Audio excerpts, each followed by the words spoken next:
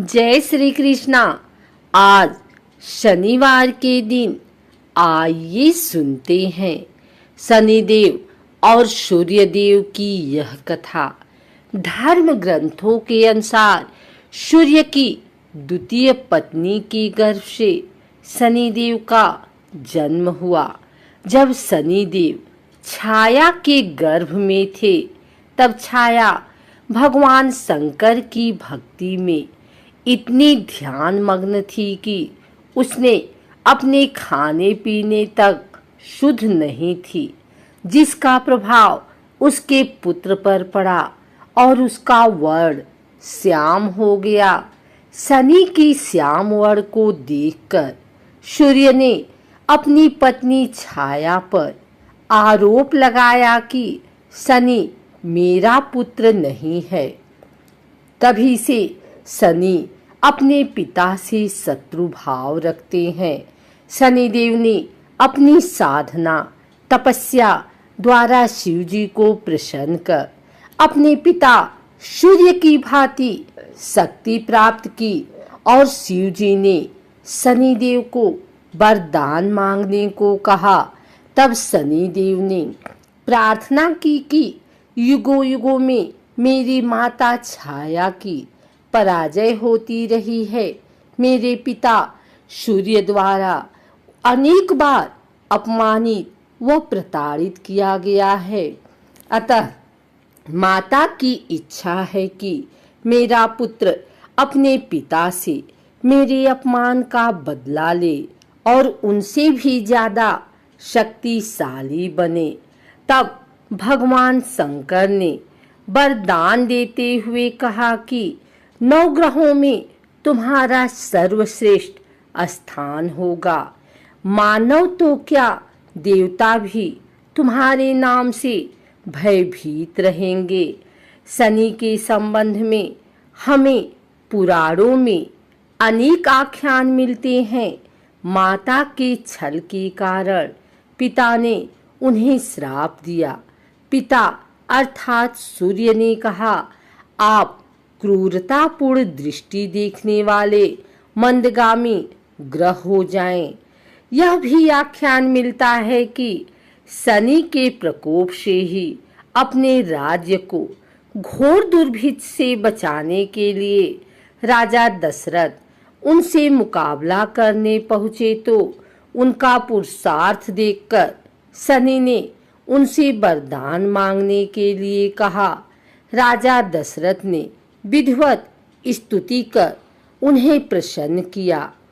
पद्म पुराण में इस प्रसंग का सविस्तार वर्णन है। ब्रह्मवैवर्त पुराण में शनि ने जगत जननी पार्वती को बताया है कि मैं 100 जन्मों तक जातक की करनी का फल भुगतान करता हूँ। एक बार जब विष्णु प्रिया लक्ष्मी ने शनि से पूछा कि तुम क्यों जातकों को धन हानि करते हो, क्यों सभी तुम्हारे प्रभाव से प्रताड़ित रहते हैं, तो शनि महाराज ने उत्तर दिया, मातेश्वरी, उसमें मेरा कोई दोष नहीं है। परमपिता परमात्मा ने मुझे तीनों लोकों का न्यायाधीश नियुक्त किया हुआ है, इसलिए जो भी तीनों लोकों के अंदर अन्याय करता है उसे दंड देना मेरा काम है। एक आख्यान और मिलता है कि किस प्रकार से ऋषि अगस्त ने जब शनि देव से प्रार्थना की थी तो उन्होंने राक्षसों से उनको मुक्ति दिलवाई थी। जिस किसी ने भी अन्याय किया उनको ही उन्होंने दंड दिया, चाहे वह भगवान शिव की अर्धांगिनी सती रही हों, जिन्होंने सीता का रूप रखने के बाद बाबा भोलेनाथ से झूठ बोलकर अपनी सफाई दी और परिणाम में उनको अपने ही पिता की यज्ञ में हवन कुंड में जलकर मरने के लिए शनि देव ने विवश कर दिया। अथवा राजा हरिश्चंद्र रहे हों, जिनके दान देने के अभिमान के कारण सप्तनिक बाजार में बिकना पड़ा और शमशान की रखवाली तक करनी पड़ी। यह राजा नल और दमयंती को ही ले लीजिए, जिनके तुच्छ पापों की सजा के लिए उन्हें दर दर का होकर भटकना पड़ा और भुनी हुई मछलियां तक पानी में तैरकर भाग गई। फिर साधारण मनुष्य के द्वारा जो भी मनसा वाचा कर्मणा पाप कर दिया जाता है, वह चाहे जाने में किया जाए या अनजाने में, उसे भुगतना तो पड़ेगा ही। एक और कथा के अनुसार रामायण काल में एक समय शनि को अपने बल और पराक्रम पर घमंड हो गया था। उस काल में हनुमान जी के बल और पराक्रम की कीर्ति चारों दिशाओं में फैली हुई थी। जब शनि को हनुमान जी के संबंध में जानकारी प्राप्त हुई तो शनि बजरंगबली से युद्ध करने के लिए निकल पड़े। एक शांत स्थान पर हनुमान जी अपने स्वामी श्री राम की भक्ति में लीन बैठे थे। तभी वहां शनि देव आ गए और उन्होंने बजरंगबली को युद्ध के लिए ललकारा। युद्ध की ललकार सुनकर हनुमान जी शनि देव को समझाने का प्रयास किए, लेकिन शनि देव नहीं माने और युद्ध के लिए आमंत्रित करने लगे।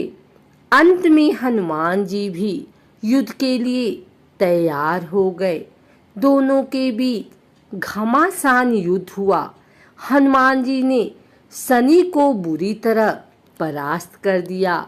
युद्ध में हनुमान जी द्वारा किए गए प्रहारों से शनि देव के पूरे शरीर में भयंकर पीड़ा हो रही थी।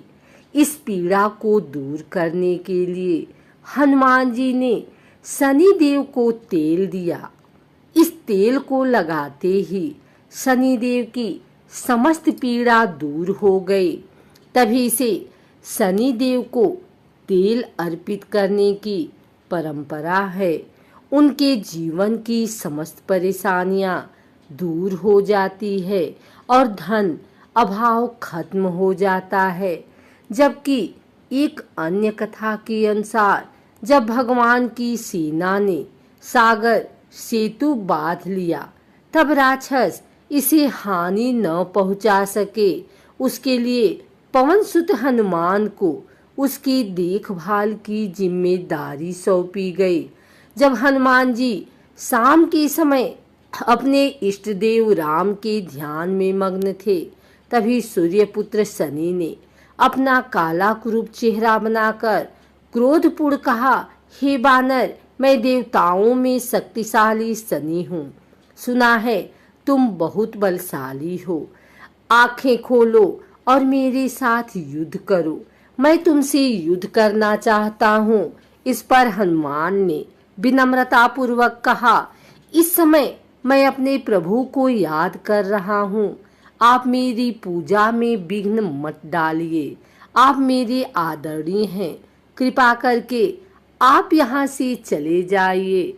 जब शनिदेव लड़ने पर उतर आए तो हनुमान जी ने अपनी पूंछ में लपेटना शुरू कर दिया। फिर उन्हें कसना प्रारंभ कर दिया और जोर लगाने पर भी शनि उस बंधन से मुक्त न होकर पीड़ा से व्याकुल होने लगे। हनुमान ने फिर सेतु की परिक्रमा कर शनि के घमंड को तोड़ने के लिए पत्थरों पर पूंछ को झटका दे देकर पटकना शुरू कर दिया। इससे शनि का शरीर लहूलुहान हो गया, जिससे उनकी पीड़ा बढ़ती गई। तब शनिदेव ने हनुमान जी से प्रार्थना की कि मुझे बंधन मुक्त कर दीजिए। मैं अपने अपराध की सजा पा चुका हूँ, फिर मुझसे ऐसी गलती नहीं होगी। तब हनुमान जी ने जो तेल दिया उसे घाव पर लगाते ही शनिदेव की पीड़ा मिट गई। उसी दिन से शनि देव को तेल चढ़ाया जाता है, जिससे उनकी पीड़ा शांत हो जाती है और वे प्रसन्न हो जाते हैं। हनुमान जी की कृपा से शनि की पीड़ा शांत हुई थी। इसी वजह से आज भी शनि हनुमान जी के भक्तों पर विशेष कृपा बनाए रखते हैं।